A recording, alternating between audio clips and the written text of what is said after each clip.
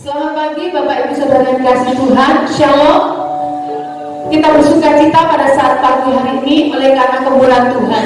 Kita boleh tetap beribadah kepada Tuhan karena kita percaya kepada Tuhan bahwa Dialah sumber sukacita kita. Firman Tuhan mengatakan di dalam kitab Amsal 15 ayat 13, hati yang gembira membuat muka berseri-seri, tetapi kemudian hati mematahkan semangat. Amsal 17 ayat 22, hati yang gembira adalah obat yang manjur, tetapi semangat yang patah mengeringkan tulang. Orang yang bersemangat dapat menanggung penderitaannya, tetapi siapa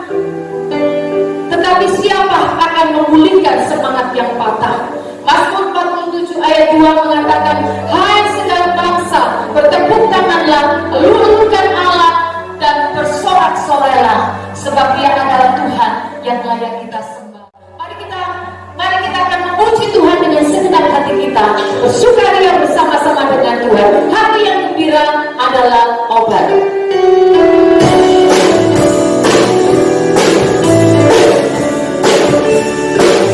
Hati yang gembira adalah obat. Seperti obat hati yang senang, tapi semangatnya patah keringkan tulang. Hati yang gembira Tuhan senang. Hati yang gembira, hati yang gembira adalah obat. Amin. Seperti obat hati yang senang, tapi semangatnya patah keringkan tulang. Hati yang gembira Tuhan senang. Hati yang gembira adalah obat. Lanjut. Seperti obat hati yang senang, tapi semangatnya patah keringkan tulang. Hati yang gembira Tuhan senang. Hati yang gembira Tuhan senang. Hati yang gembira Tuhan senang. Haleluya.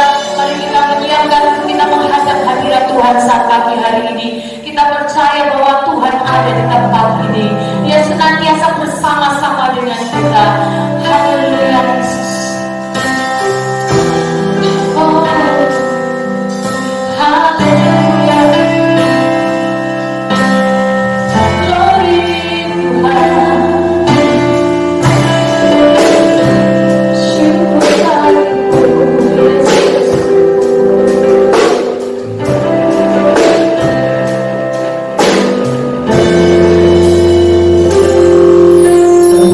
Oh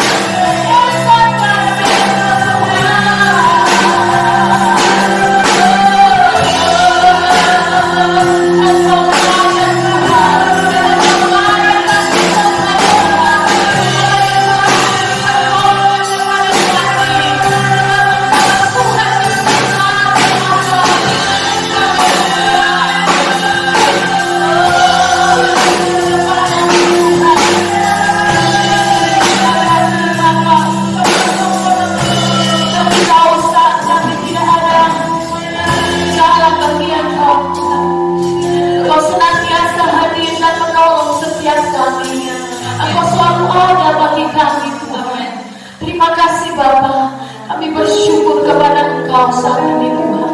Biarlah setiap pujian kami, setiap penyembahan kami Tuhan, kami naikkan kehadiran Engkau dan membawa hadirat-Mu di tengah-tengah kami ya Tuhan. Kami bersyukur kepada Engkau ya Tuhan. Biarlah hati kami senantiasa siap dan Bapa pada saat pagi hari ini. Kami boleh mendengar setiap kebenaran firman-Mu yang akan meneguhkan dan menguatkan kami. Sebab kami tahu bahwa hanya firman-Mu lah Tuhan yang menghidupkan kami. Terima kasih Bapa. Oh Yesus, jadikan kami pendengar firman-Mu Tuhan. Terima kasih.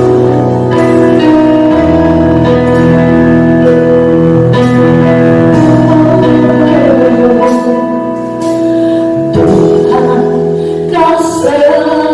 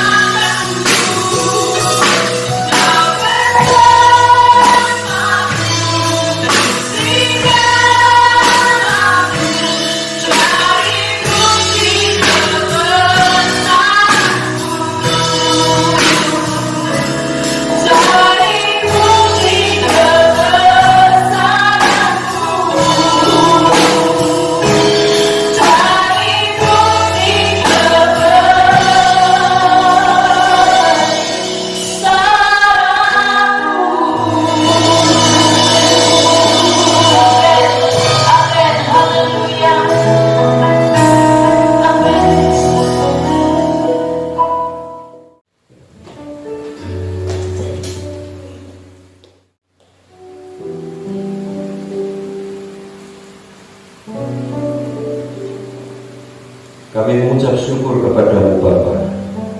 Kami percaya bahwa hidup kami direncanakan oleh Tuhan untuk menggenapi setiap kebenaran firman-Mu di dalam kehidupan kami.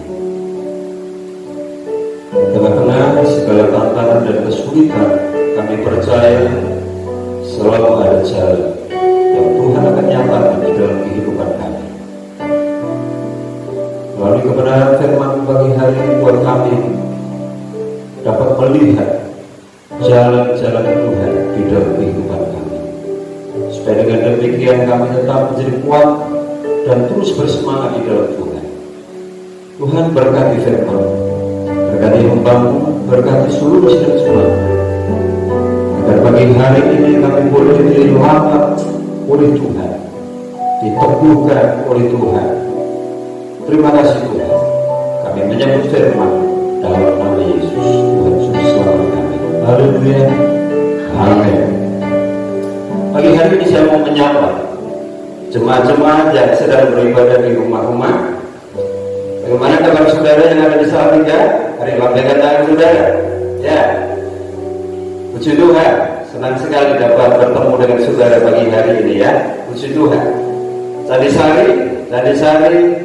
puji Tuhan. Bagaimana dengan saudara-saudara di Kebon Bawang? 1-2 ya, puji Tuhan. Tetap bersemangat di dalam Tuhan. Ya, dan sekarang saya mau naik ke atas kepada saudara-saudara yang ada di Kebon Sari. 1, 2, 3, 4 ya, ada 4 rumah yang sedang beribadah pagi hari ini. Puji Tuhan. Terus bergairah di dalam Tuhan. Amin. Puji Tuhan. Ya, pagi hari ini saya juga mau menyapa saudara-saudara yang ada di Mambang dan Pansuran. Ya, 2 kakak ayah bergabung menjadi satu tempat. Puji Tuhan. Terus tetap bersemangat di dalam Tuhan. Saudara-saudara yang ada di Pundan 1-2 Kauman, puji Tuhan. Tuhan mau berkati saudara. Puji Tuhan. Saya mau menyapa juga saudara yang ada di Banyu Biru. Ya, mari tetap bersemangat di dalam Tuhan. Bagaimana dengan kampung Rabat 1-2? Puji Tuhan, tetap bergairah dalam Tuhan. Amin. Ya. Pagi hari ini saya juga mau menyapa saudara-saudara yang ada di Ragusari 1, 2, 3, 4 ya. Puji Tuhan. Tetap bersemangat di dalam Tuhan ya. Terus maju di dalam Tuhan. Tuhan mengasihi saudara. Saya juga mau menyapa saudara yang ada di Rejoso ya. Puji Tuhan. Terus ada di dalam kasih Tuhan. Ambarawa 1, 2, 3 dengan kerawat ya. Tetap semangat di dalam Tuhan. Puji Tuhan. Tuhan memberkati Bapak Ibu sekalian. Mari kita siapkan hati kita. Kita mau mendengar firman Tuhan pada pagi hari ini. Amen. Selalu ada jalan. Di tengah-tengah situasi saat ini terlalu banyak pandangan atau pendapat yang bersifat spekulasi. Ada yang mengatakan COVID-19 atau lebih terkenal dengan istilah virus corona. Ini adalah sebagai hukuman Tuhan terhadap Cina. Pandangan ini terpatahkan karena yang mengalami infeksi COVID-19 bukan hanya Cina. Bahkan korban terbesar juga bukan Cina. Ada pandangan lagi yang mengatakan ini adalah perang dagang. Sehingga ada negara yang dengan sengaja menciptakan COVID-19 dengan tujuan untuk menghancurkan Cina. Tetapi saat ini yang hancur justru bukan Cina.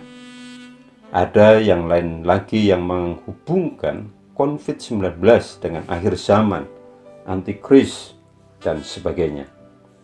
Sebagai gembala, saya ingin mengajak kita memandang peristiwa ini sebagai suatu peristiwa alami yang di dalamnya Tuhan punya rencana. Mari kita melihat suatu peristiwa dalam Alkitab tentang bencana kelaparan di Mesir, yang di dalamnya kita dapat melihat rencana Tuhan. Sebagaimana COVID-19, demikian juga peristiwa bencana kelaparan di Mesir tersebut tidak hanya menimpa orang Mesir saja, tetapi dialami seluruh dunia. Kejadian 41 ayat 56-57. Kelaparan itu merajalela di seluruh bumi. Maka Yusuf membuka segala lumbung dan menjual gandum kepada orang Mesir, sebab makin hebat kelaparan itu di tanah Mesir. Juga dari seluruh bumi datanglah orang ke Mesir untuk membeli gandum dari Yusuf, sebab hebat kelaparan itu di seluruh bumi.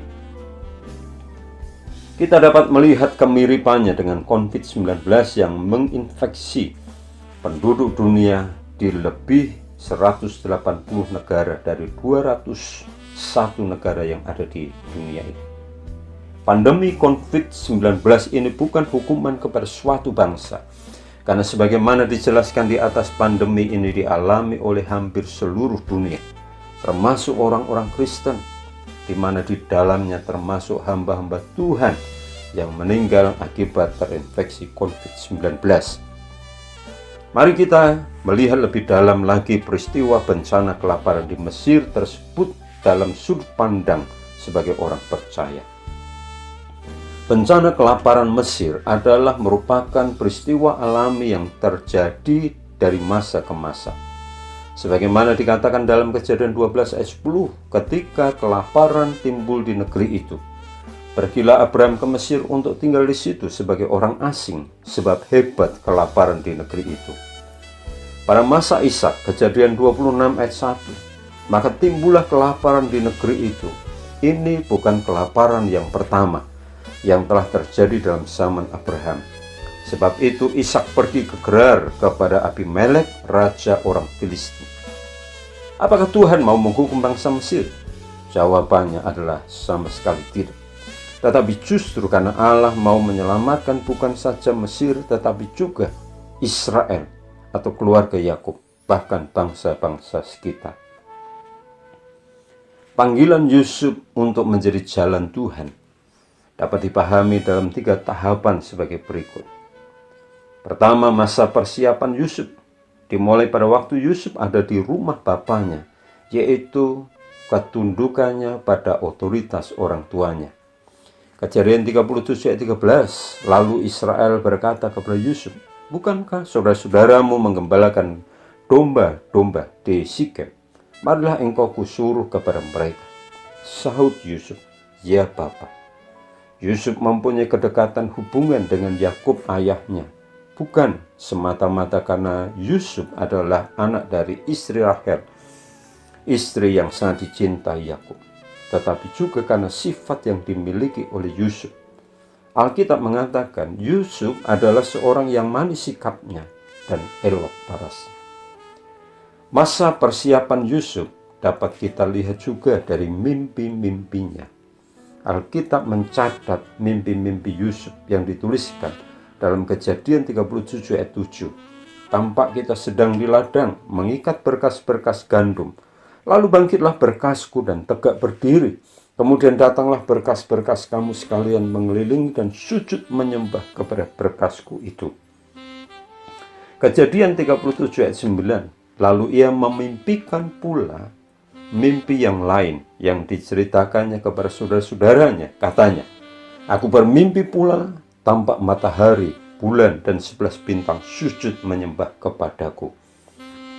Dari kedua mimpi Yusuf mempunyai makna yang sama, yaitu tentang masa depannya sebagai seorang pemimpin yang telah ditetapkan oleh Tuhan. Kedua, masa pengutusan Yusuf diawali dari Yusuf dijual sebagai budak oleh saudara-saudaranya. Perbudakan Yusuf, Kejadian 37 ayat 28. Ketika ada saudagar-saudagar Midian lewat, Yusuf diangkat ke atas dari dalam sumur itu, kemudian dijual kepada orang Ismail itu dengan harga 20 sikal perak. Lalu Yusuf dibawa mereka ke Mesir. Dibeli oleh Potifar, Kejadian 37 ayat 36. Adapun Yusuf, ia dijual oleh orang Midian itu ke Mesir kepada Potifar, seorang pegawai istana Fir'aun, kepala pengawal raja. Penjara bukan akhir hidup Yusuf, tetapi menjadi bagian penting dalam pengutusan Yusuf. Kejadian 39 ayat 20. Lalu Yusuf ditangkap oleh tuannya dan dimasukkan ke dalam penjara, tempat tahanan-tahanan raja dikurung. Demikianlah Yusuf dipenjarakan di sana. Disinilah Yusuf bertemu dengan para pejabat Fir'aun yang bermasalah. Secara ringkas, masa pengutusan Yusuf dapat kita petakan sebagai berikut. Menjadi budak yang membawanya ke Mesir, menjadi narapidana membuatnya bertemu dengan para pejabat Firaun yang membawanya semakin dekat istana. 3. Masa penggenapan rencana Tuhan bagi Yusuf. Dimulai dengan Firaun mendapatkan mimpi yang tidak bisa dijelaskan oleh para ahli Mesir. Saya yakin hal ini terjadi oleh karena Tuhan mau menggenapi rencananya melalui Yusuf. Mimpi Firaun, Kejadian 41 ayat 8. Pada waktu pagi gelisahlah hatinya, lalu disuruhnya memanggil semua ahli dan semua orang berilmu di Mesir. Firaun menceritakan mimpinya kepada mereka, tetapi seorang pun tidak ada yang dapat mengartikannya kepadanya. Penyerahan cincin meterai. Sesudah itu Firaun menanggalkan cincin meterai dari jarinya dan mengenakan pada jari Yusuf. Dipakeikannyalah kepada Yusuf pakaian daripada kain halus dan digantungkannya kalung emas pada lehernya. Kita dapat melihat keajaiban bagaimana Tuhan memanggil Yusuf untuk menggenapi rencananya. Tuhan merangkai setiap tahapan dalam kehidupan Yusuf menjadi jalan Tuhan untuk menggenapi rencananya. Dikandung dari pergumulan seorang perempuan mandul yang memiliki doa yang hebat. Kejadian 30 ayat 1. Ketika dilihat Rahel bahwa ia tidak melahirkan anak bagi Yakub, cemburulah ia kepada kakaknya itu, lalu berkata kepada Yakub, "Berikanlah kepadaku anak, kalau tidak aku akan mati." Allah mendengar doanya. Kejadian 30 ayat 22, 23. Lalu ingatlah Allah akan Rahel. Allah mendengarkan permohonannya serta membuka kandungannya, sehingga melahirkan seorang anak yang diberi nama Yusuf. Maka mengandunglah Rahel dan melahirkan seorang anak laki-laki. Berkatalah ia, "Allah telah menghapuskan aibku." Lahir dan tumbuh besar selama 17 tahun dalam keluarga yang terdiri dari seorang suami dengan 4 orang istri dan 12 anak laki-laki dan 1 anak perempuan. Yusuf belajar banyak hal yang positif, namun juga pasti segudang problematika keluarga, mulai dari hubungan suami istri, orang tua dan anak, antara saudara satu dengan yang lainnya. Menjalani 13 tahun kehidupan yang penuh dengan dinamika, menjadi budak, menjadi nabi, namun tanpa disadari, dia sedang belajar tentang ketahanan pada waktu menjadi budak. Dia belajar tentang karakter pada waktu dia menjadi nabi. Pengalaman tersebut pasti sangat bermanfaat di kemudian hari, bagaimana Yusuf menghadapi berbagai problem dalam kehidupan dan kepemimpinannya. Ada sebuah ilustrasi yang menarik, yaitu tentang keduk ketek dan singkong keju D9 di Salatiga. Adalah kisah tentang seorang yang berlatar belakang narapidana yang keluar dari penjara dan berhasil membangun usaha keduk dan singkong keju. Konon ceritanya disebut keduk ketek karena di depan kios ada yang memelihara ketek. D9 karena sel tempatnya dahulu di penjara adalah sel nomor D9. Orang tersebut berhasil bangkit dari pengalaman pahitnya dan menjadi berhasil. Dari rangkaian hidupnya, suatu hari Yusuf dapat berkata kepada Firaun dan para pegawainya. Kejadian 41, 33, 36.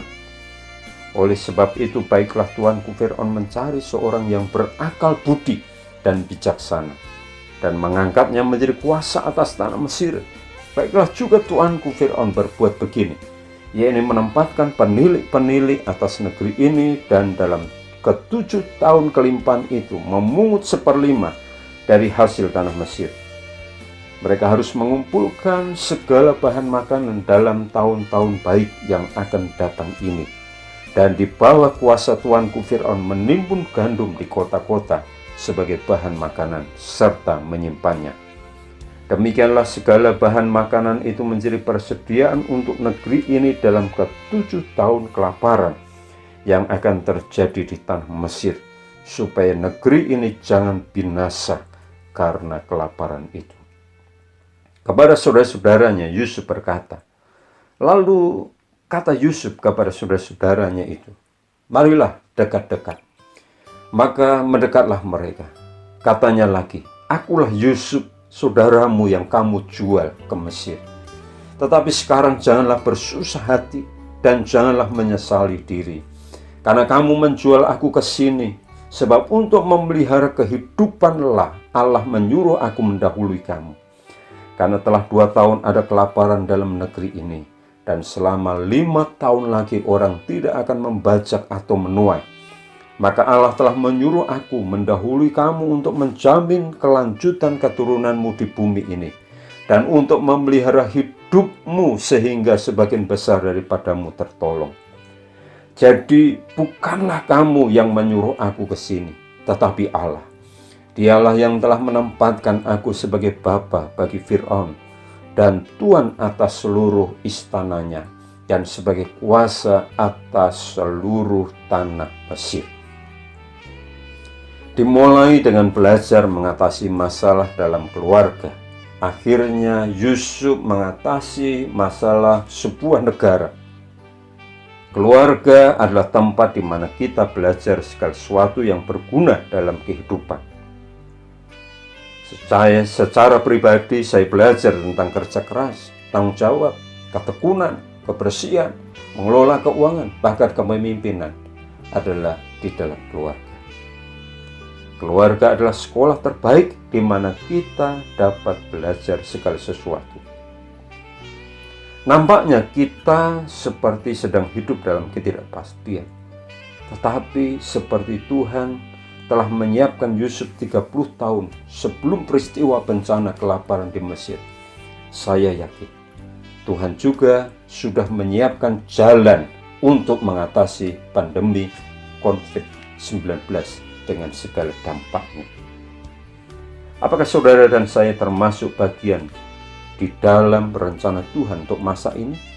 Dengan pasti saya berani katakan, ya.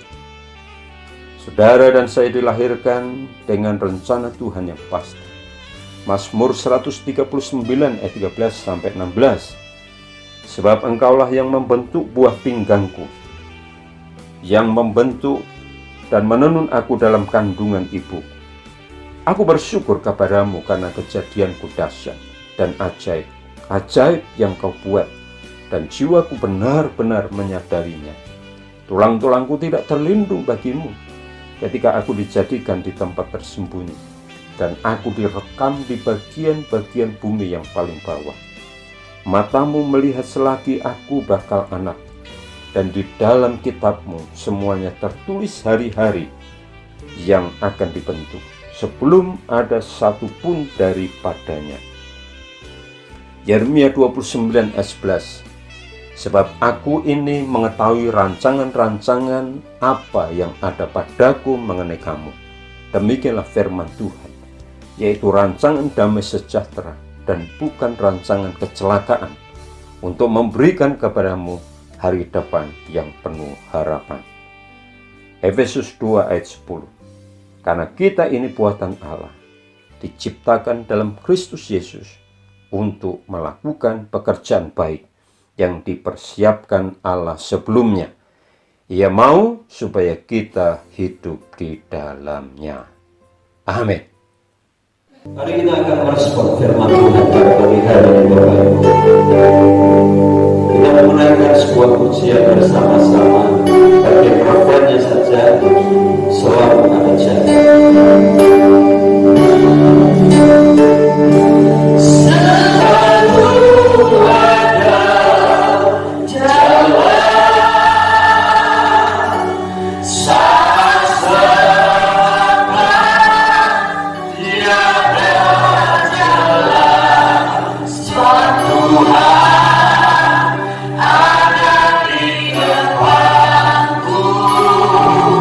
Bye.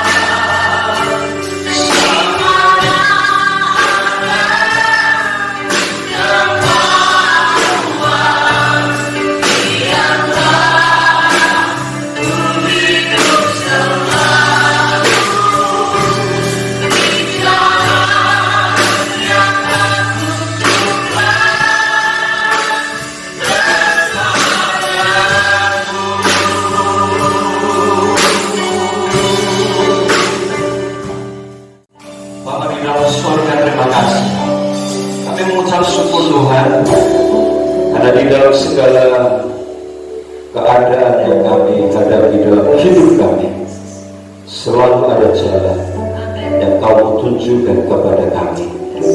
Tidak pernah ada jalan buntu. Kau selalu akan buka jalan-Mu di hadapan kami. Kami teringat kepada bangsa Israel pada waktu mereka keluar dari tanah Mesir. Mereka dikejar oleh tentara Fir'aun di belakang. Di hadapan mereka ada laut merah, sementara di kanan kiri mereka ada gunung yang tidak mungkin mereka bisa daki. Saat mereka memandang kepadamu, Engkau membuka jalan di hadapan mereka. Laut merah terbelah. Kami percaya hari ini, setiap kami yang menghadapi persoalan, pergumulan apapun di dalam kehidupan kami, kami percaya bahwa Tuhan akan membukakan jalan-Mu bagi setiap pribadi lepas pribadi kami. Engkau tahu Tuhan pergumulan yang sedang dihadapi oleh anak-anak kami dalam menghadapi pendidikan secara online. Tanpa terkecuali orang tua yang sedang mendampingi mereka. Sebuah bapak yang baru yang harus dihadapi oleh orang-orang tua. Tuhan tolong mereka, berikan hikmat-Mu, berikan manifat, supaya mereka mampu mendampingi putra-putrinya dalam belajar. Kami juga tahu pergumulan saudara-saudara kami yang saat ini harus dirumahkan oleh karena situasi. Tuhan tolong mereka, mereka tetap kuat di dalam Tuhan. Kau melihat pergumulan mereka ya Tuhan. Setiap jemaat-Mu yang sedang mengalami situasi yang sulit di dalam ekonomi dan keuangan mereka, Bapa berdoa di dalam nama Yesus, Engkau adalah Jehovah Jireh buat setiap kami, Allah yang mencukupkan. Firman-Mu berkata bahwa Allah akan mencukupkan segala kebutuhan menurut kekayaan dan kemuliaannya di dalam Kristus Yesus.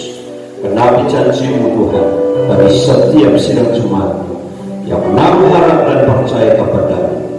Peliharakan kami di sepanjang minggu yang kami akan jalani dengan kasih karunia dan kekuatan-Mu. Di dalam nama Yesus kami berdoa. Haleluya. Amin. Puji Tuhan. Tuhan memberkati Bapak Ibu sekalian.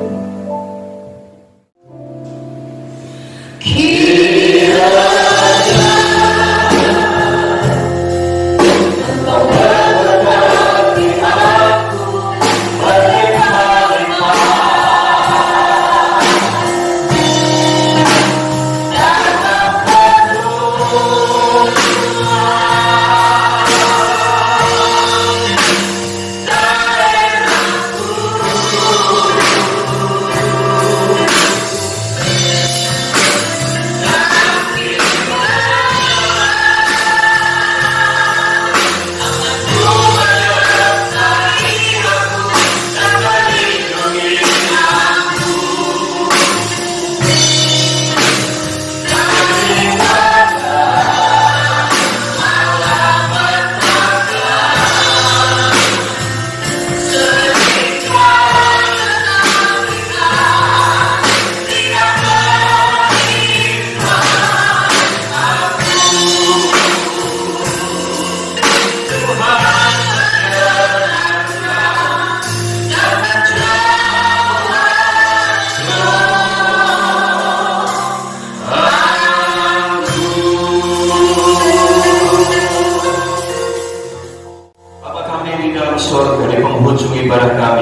pagi hari ini. Kami membawa pujian dan syukur kami kepadamu, karena kami percaya Engkaulah yang akan membuka jalan bagi kami, Engkau yang akan memperluas daerah kami, Engkau yang akan memberi kami kesempatan-kesempatan untuk kami mengalami setiap janji-janji-Mu di dalam kehidupan kami. Pulanglah bersama-sama dengan jemaat-Mu ya Tuhan, dengan kasih karunia-Mu, dengan kekuatan-Mu di dalam kehidupan mereka. Di tengah-tengah keputus asa mereka akan terus menaruh harapan kepada Tuhan, dan kekuatan yang baru Tuhan nyatakan di dalam kehidupan kami sekalian. Terpuji akan nama-Mu, di dalam nama Yesus kami berdoa. Jemaat Tuhan, mari kita tadahkan tangan kepada Tuhan. Kita mau menerima berkat yang daripada Tuhan. Tuhan memberkati engkau dan melindungi engkau. Tuhan menyinari engkau dengan wajah-Nya dan memberi engkau kasih karunia. Tuhan menghadapkan wajah-Nya kepadamu dan memberi engkau damai sejahtera. Berkat anugerah dari Bapa di surga, kasih karunia dari Tuhan Yesus Kristus, persekutuan dengan Roh Kudus, turun kiranya atas kita sekalian, mulai saat ini sampai maranatha. Yesus datang yang kedua.